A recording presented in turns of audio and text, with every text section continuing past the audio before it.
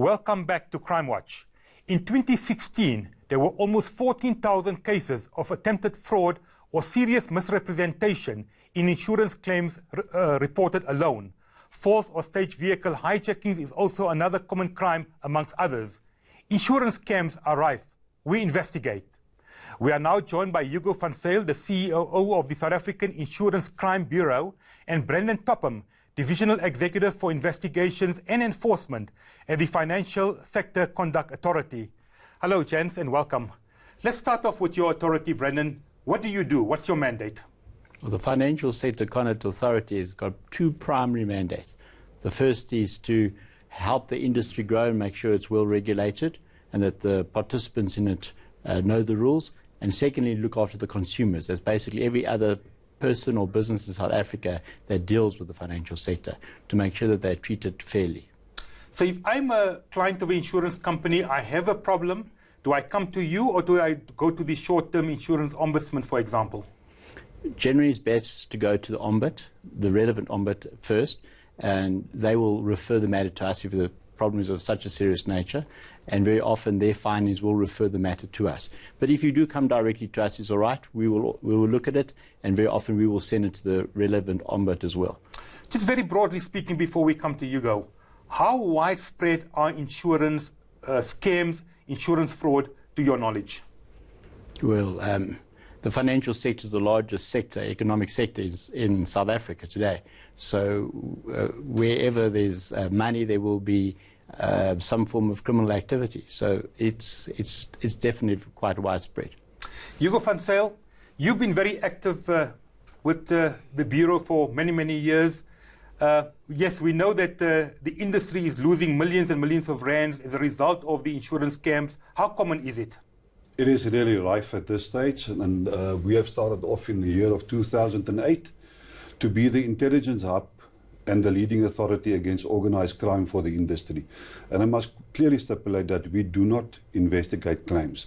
But to get to that, I must explain to you that we are making use of unique technology with multiple data sets, with expert skills within our organization to prevent and detect crime and fraud actually impacting our industry. But at the end of the day, it's so important that you always look at convictions and recovery of monies. Sure. And it's so important that we do that, because otherwise the message never gets out there that this is a serious offense. Hugo, let's get into the minds of the criminals. What are the most common forms of insurance scams? What tops your list? If I must top the list, and I must give you then 4 different ones at this stage. Firstly, because of the fact that the industry pay out a lot of money on vehicle claims. Surprisingly, it's not vehicle theft and hijackings, but it's actual staging of accidents where people will take repossessed vehicles or salvage vehicles that was already in an accident, and they will actually then have false accidents being assisted by ambulance drivers, by tow truck drivers, etc., to make sure that there's an invalid accident stage. And at this stage, we are investigating some of these organized crime gangs to the tune of 40 million rand on these investigations. So let me get it right. So they're staging accidents just to claim money from insurance companies. That's correct. Will it also include, for example, false injuries? That will include false injuries for the Compensation Commissioner, as well as the Road Accident Fund, where they will say that there was actually a passenger either left front, left back, right back. And that is why we work so closely with government, because if you do this in silo, you will never be able to actually curb this unscrupulous criminals and syndicates that's out there. You mentioned organized crime seems to be involved. So are these syndicates specializing in this form of crime? They are absolutely specializing, and I'm just mentioning one example on motor vehicle theft. But we must also go to burglaries, where people will actually stage accidents, stage incidents. They will also then stage incidents to such an extent where they will actually do damage and injuries to their own people in their house just to get money out of these scams that they do with the industry.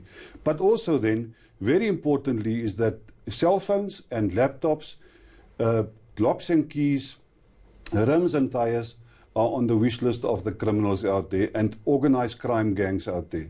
So I can just give you one example of a gentleman in the Eastern Cape that we have put into jail for 8 years, and he then in jail started off with a new scam, and he's going to jail in jail again because of the fact that he's got access to computers and to cell phones. In prison?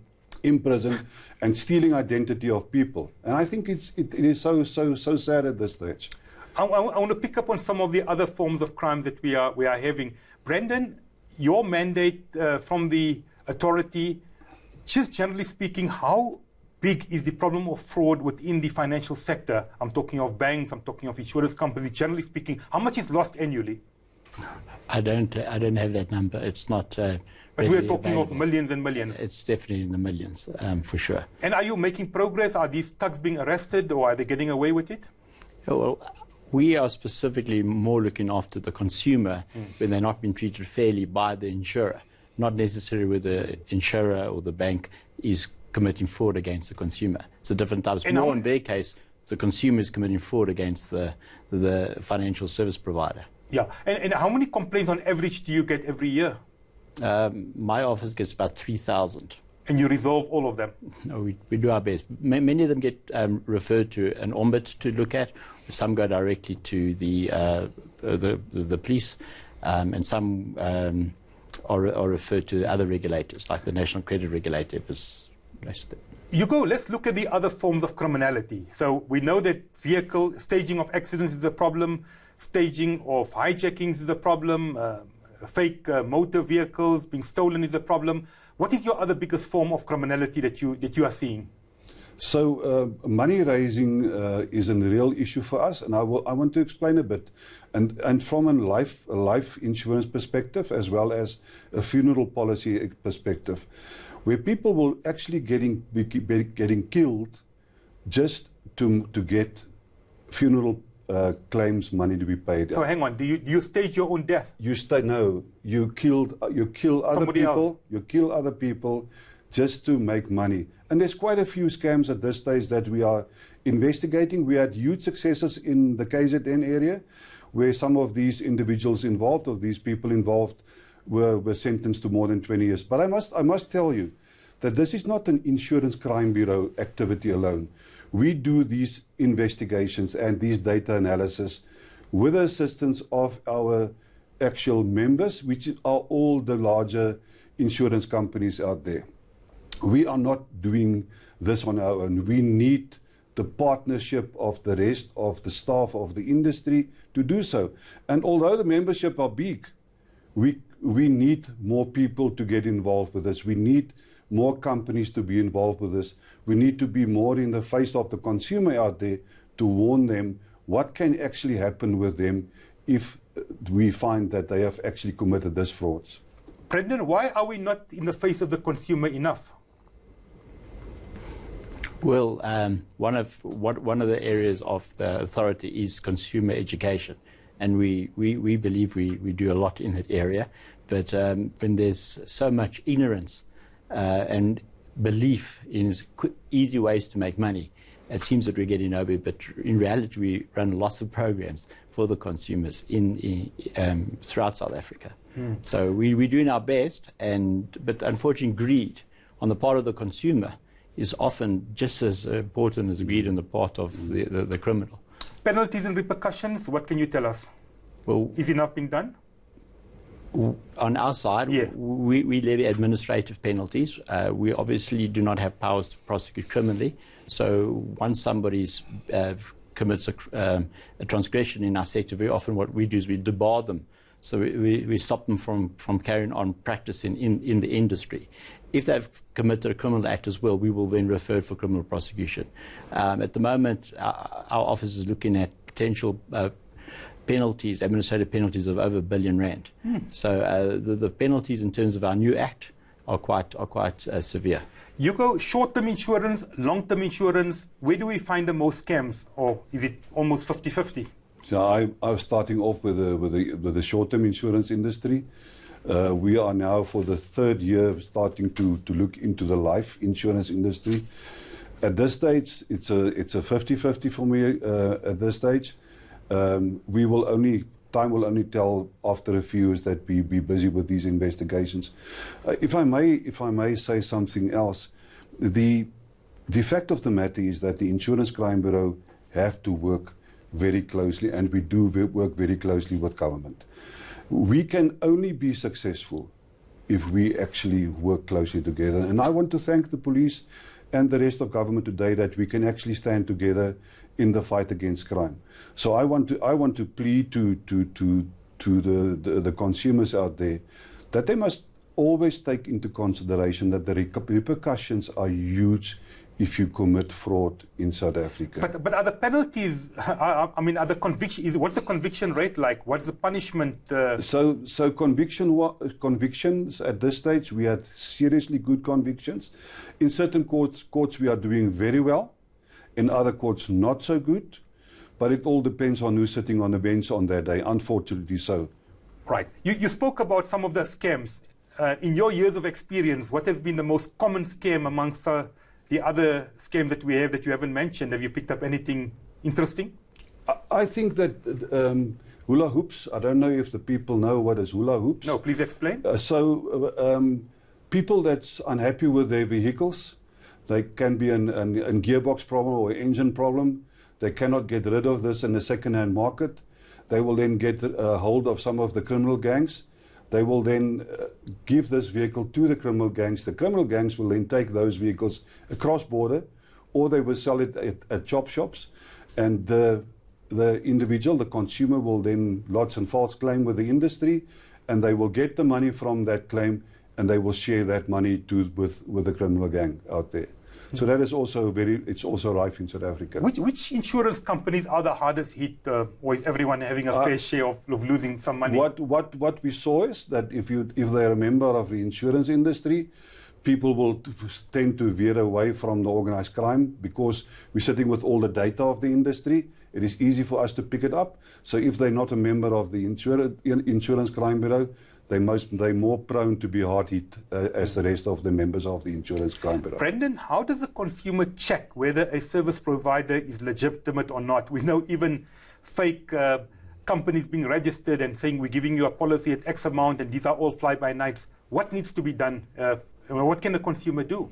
Well, the starting point is to look at our website or to telephone us and see whether the person they're dealing with is registered. The second thing they must do is look at what they are registered for.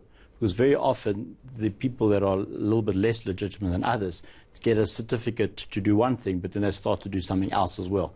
And that's very often a big sign. But the most important thing is use your common sense. You know, if a commercial bank is giving you a certain percentage rate and you've been offered double that, well, you can run because it is a fraud. So just be alert and be streetwise. And don't be greedy. Hugo, insurance fraud and ID theft, what's the correlation? It is running hand in hand. I can give you so many examples where one individual will take his family's IDs or friends' IDs, or in one example that we had, where this one individual had 39 ID numbers which he ran amok into the industry with hundreds of claims. So ID theft is a huge problem in South Africa.